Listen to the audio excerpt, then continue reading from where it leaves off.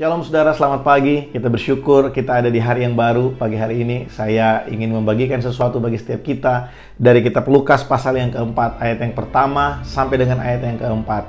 Di sana diceritakan bahwa ketika Yesus setelah dia dibaptis, dia dibawa oleh Roh Kudus ke padang gurun untuk dicobai oleh iblis.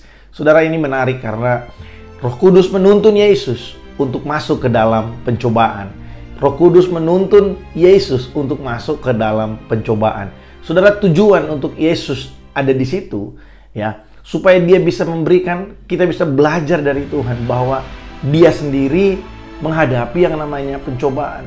Oleh sebab itu, kalau hari ini ada banyak tantangan ya, di akhir zaman ini ada banyak pencobaan yang datang dari si jahat buat kita, jangan lari karena Tuhan telah menghadapinya terlebih dahulu dan dia menang atas segala pencobaan. Saudara, di sana dikatakan ketika Yesus berpuasa 40 hari dan dia tidak makan apapun selama 40 hari, dikatakan Yesus lapar. Saudara, saya tidak ingin bahas Yesus minum air atau tidak, karena di situ ditulis dia tidak makan apa-apa dan dia lapar, tidak dikatakan dia haus. Saya nggak mau bahas itu, tapi yang saya mau bahas ini, ketika iblis berkata kepada Yesus, bukankah kalau kamu bisa memerintahkan batu ini menjadi roti? Kemudian Yesus berkata, manusia hidup bukan dari roti saja, tetapi dari setiap firman yang keluar dari mulut Allah. Saudara, perkataan ini menunjukkan buat kita bahwa bagi Yesus, yang lebih penting buat dia adalah melakukan kehendak Bapa, melakukan kehendak Bapaknya, daripada memuaskan keinginan-keinginannya.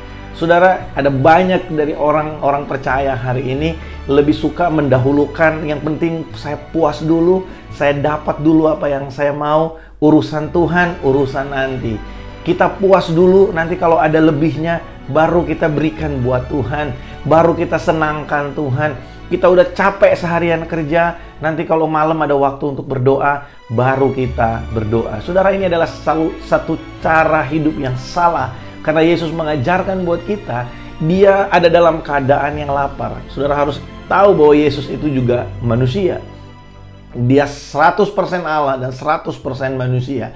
Dia bisa merasakan lapar setelah 40 hari dia tidak makan apa-apa. Dan ketika dalam keadaan yang lapar itu, waktu iblis berkata, kalau engkau anak Allah, maka perintahkanlah batu ini menjadi roti. Saudara, Yesus bukan hanya bisa mengubah batu itu menjadi roti. Yesus bisa merubah batu itu menjadi pizza kalau Yesus mau. Dia bisa merubahnya menjadi makanan yang paling enak yang bisa dia makan, yang dia sukai. Tapi dia memilih untuk berkata, ada tertulis, manusia hidup bukan dari roti saja, tapi dari setiap firman yang keluar dari mulut Allah.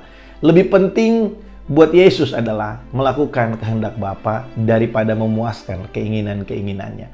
Saudara, dalam kehidupan kita, biarlah kita belajar untuk mendahulukan kerajaan Allah, mendahulukan, menyenangkan hati Tuhan dalam segala area yang kita hidupi.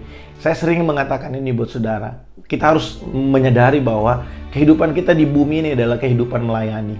Kehidupan kita ada di tengah-tengah dunia ini untuk kita bisa melayani orang-orang yang ada di sekeliling kita. Tuhan mau kita melayani di kantor kita, di rumah kita, di tempat kita bekerja, berusaha, di tempat dimanapun kita berada. Mari kita melayani Sang Raja.